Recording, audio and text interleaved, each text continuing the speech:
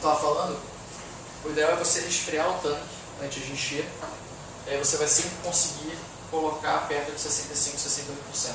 Se você não tiver nenhum gás no seu tanque, nada, se não tiver como colocar e jogar um pouquinho para fora, nada disso, bota no freezer. Bota no freezer que já ajuda. Um pouquinho agora sobre as linhas de pressão e conectores. Símbolos de linha de pressão. Qual é o meu PowerPoint? O símbolo de linha de pressão não está assim.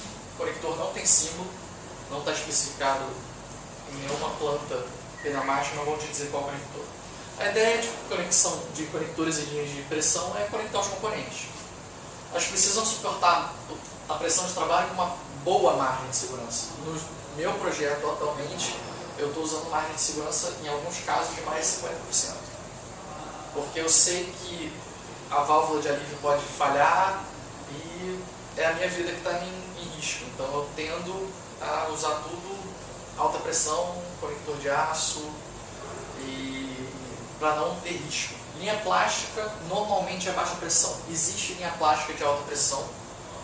É muito usado em paintball, chama macroline, mas não é a regra. Se você está vendo um tubinho de plástico, ele vai aguentar 6 bar, 8 bar, 10, 12, 16 no máximo. Passou daí, você já tem que passar para as mangueiras de inox ou então para a tubulação rígida, que é um pouco mais chato de trabalhar, você tem que usar um curvador de tubo. As roscas mais comuns, os dois padrões, NPT, que é o padrão americano, que é o National Pipe Thread, ou então o BSP, que é British Standard Pipe. Não existe rosca métrica para isso. Na verdade existe, mas quase ninguém usa. A Alemanha tem um padrão DIN que é todo métrico, e aí de vez em quando você acha uma válvula linda e maravilhosa feita na Alemanha, e aí você vai ver se vai precisar de um bando de adaptador para usar, porque ela é métrica. O padrão é a coisa mais bizarra do mundo. O padrão no SI de rosca de cano é British Standard Pipe. É muito estranho, mas por que é esse padrão? Porque esse padrão tem uma coisa muito interessante. Não é o diâmetro da rosca que dita o nome dele, o número dele, tipo 1/8, 1/6, 1/4. É o diâmetro da luz do tubo. O que é a luz do tubo? É o quanto que você tem de diâmetro interno no tubo. Então você vai calcular, você sabe que você tem uma rosca BSP, sei lá, G 1/8, que a G é a paralela. De 1/8, você sabe que dentro do teu tubo você tem quase 3,2 milímetros. Então você pode fazer todos os cálculos de fluxo, de força, todos os cálculos de perda, já sabendo qual a tubulação que você vai usar baseada no teu conector. Você não tem por que ficar pensando qual conexão, qual tubo, qual que é o diâmetro interno, qual que é a espessura da parede. Simplifica muito a vida. As roscas, tanto NPT quanto PSP, elas podem ser trapezoidais, que são aquelas roscas cônicas, que você bem conhece. Ou então elas podem ser paralelas. NPT paralelo é raro. Eu só vi uma vez e nunca mais. Eu vi numa caixinha de sucata, falei assim, PSP, cara. Na NPT paralelo, eu vi, é bem bizarro. PSP você já tem as duas, você tem PSPT e PSPP. Então é mais fácil de achar. Aqui no Brasil, o mais comum é NPT, por mais estranho que isso pareça. Acho que a maioria das coisas são produzidas para os Estados Unidos e vem para cá. Tem alguns conectores bonitinhos, azulzinhos. Eles não são azulzinhos porque eles são Smurf, mas porque eles são de conexão rápida. Tem vários desses lá no laboratório, usava no Cobra. Qual é a alta pressão? Não, esse é para baixa pressão. Tudo que é conector de plástico, conexão rápida, mesmo os que são de conexão rápida, que são de você botar o tubo e apertar e buscar, eles são para baixa pressão. Tem gente que usa para alta pressão, uns da Suede Lock, que você usa com tubo de inox. Eu não boto minha mão no fogo, não. Assim, para uma coisa estática, você vai fazer uma instalação numa fábrica, e você precisa usar, sei lá, 30 bar. sabe? Aí você vai, bota o conector da sua Edlock com todos os tubinhos de inox, vai ficar lá paradão, só o atuador vai se mexer, vai ter uma vibraçãozinha mínima no sistema, para isso funciona. Para um negócio que vai ficar levando pancada o dia inteiro, eu acho que não funciona. Eu prefiro os velhos e bons conectores de metal, ou inox de preferência, ou latão, e até conector de alumínio. Só que de alumínio você vai ter uma luz menor no conector, justamente porque o alumínio tem uma resiliência mais baixa, precisa suportar melhor a pressão. Estava falando da luz do tubo, só para vocês terem uma ideia. Tubo de 1/8, a parede externa dele tem mais ou menos 0,8 polegadas, tá? E o conector para 1/8 tem mais do que 1/4. Tem 0,383. O de meia tem meia de luz. Aqui você tem quase, tipo, não, estranho esse negócio aqui, eu acho que o Woody fez errado, mas tudo bem, não tem problema não. Mas aqui no final você tem quase 1 polegada na roxa. Então você tem que assim, vou usar um conector de 1/8. Aí você sai tascando rosca lá na SolidWorks de 1/8. Aí você faz as suas peças todas, tudo pensando em 1/8, rosca de 1/8. Chega lá, o teu conector é quase meia polegada. Você fala, não cabe. Já aconteceu comigo.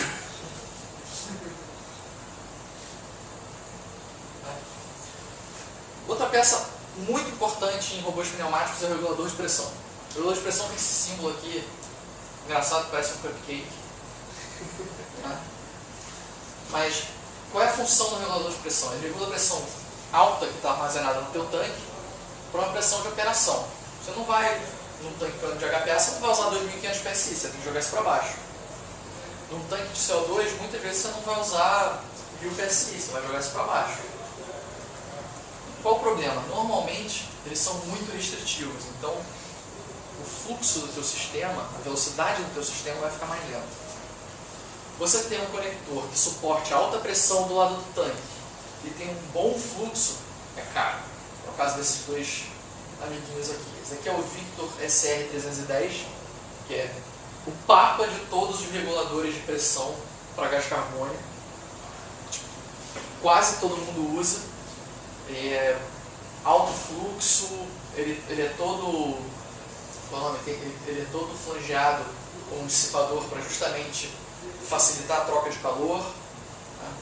Mas ele é muito caro, ele é um dissipador, ele é um regulador que custa $500. E tem um problema, eles são complexos e frágeis. Então, você muitas vezes vai botar assim, é o melhor regulador que tem. Mas se você não pensar numa forma de fixar ele bem, isolar ele dos impactos, botar um bando de coxinha em volta dele, muito provavelmente ele vai quebrar. O outro regulador, um dos únicos robôs que não usa o Victor, é o Z, que usa essa criança aqui, que é o Gol PR59. É um regulador já bem mais robusto, é um pouquinho menor, mas em compensação é muito caro. Tem uma cópia chinesa, mas não é o tipo de coisa que você vai querer botar chinesa no seu robô. Outras opções, a opção mais barata de todas, comprar um regulador de solda MIG. Solda MIG você usa um gás inerte, então normalmente você usa CO2, ou você usa argônio, ou você usa hélio para fazer um escudo em volta do carrinho de solda. Então, você pegar um regulador de solda MIG é uma opção muito tranquila. O problema, o fluxo é muito ruim. Muito ruim, e eles continuam sendo muito frágeis. A opção mais resistente, paintball. O regulador de paintball você consegue jogar de 1000 PSI, 800 PSI no regulador da Palmer Pursuit para 200, 300 PSI sem problema nenhum. Só que ele é muito restritivo. Porque o que uma arma de paintball faz? Ela joga um espirrinho para jogar a bola, então ela não precisa de muito para fazer a coisa funcionar. Dá para modificar um regulador, por acaso esse regulador tem um inglês chamado Tray, que ele modifica esses reguladores e vende para robô de combate, vários feathers usam, só que ele não posta uma foto do regulador. Eu nunca nem vi a cara do regulador. Vi dentro de um robô e eu achei que era esse. Aí o cara falou, ah não, tá modificado pelo trade, etc. Então tá bom. Como é que um regulador de pressão funciona? Basicamente é uma dança entre a mola, a pressão exercida por uma mola, e a pressão exercida pela entrada do teu sistema, a tua pressão alta. Aí você regula, você comprime a sua mola, você aumenta a pressão que ela exerce, entra a pressão no sistema, a pressão empurra, vem para cá. Aí quando a pressão daqui está mais ou menos igual, a mola consegue voltar, tampar, aí sai um pouquinho, aí vem mais pressão. Então fica nessa dança o tempo inteiro. O pessoal acha que regulador de pressão é constante. O regulador de pressão é como se fosse corrente alternada. Então, qual é a ideia? Você tem uma corrente alternada num negócio que não te fornece muita corrente, na verdade. Bota o capacitorzão. O que é o capacitorzão? Teu buffer.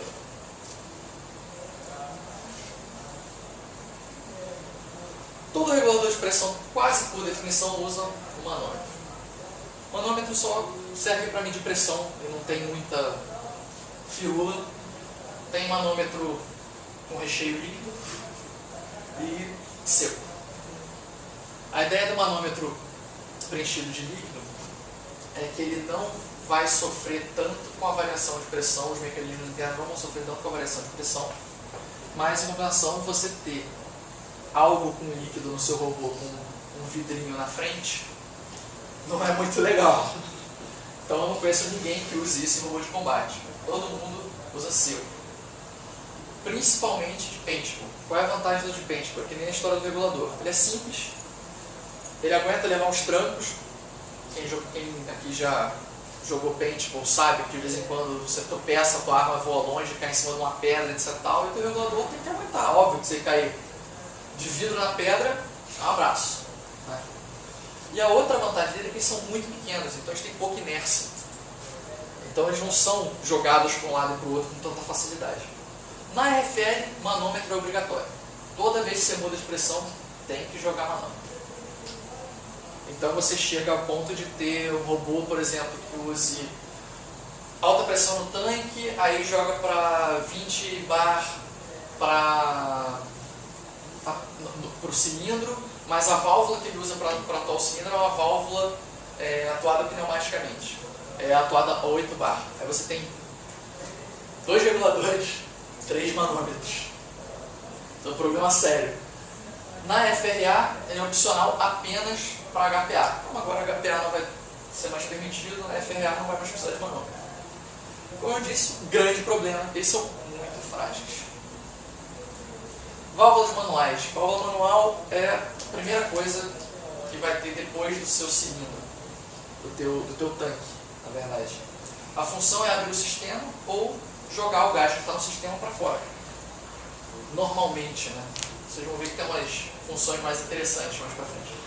Válvula de esfera tem bom fluxo, então são normalmente válvulas que você tem uma luz quase que do tamanho do tubo que você está usando.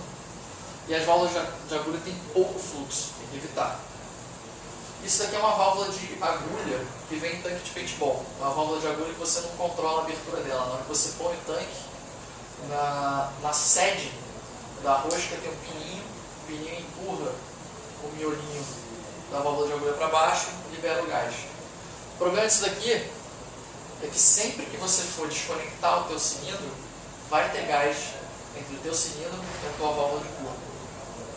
Então, corre o risco de sair um jato gelado na sua mão, a menos sei lá quantos graus, e dar uma belíssima queimadura de 3º grau. Então, qual é a recomendação? Vem com essa válvula, substitui por uma válvula de esfera para paintball, que existem algumas, essa é Smart Parts, que é considerada uma das melhores. Tá?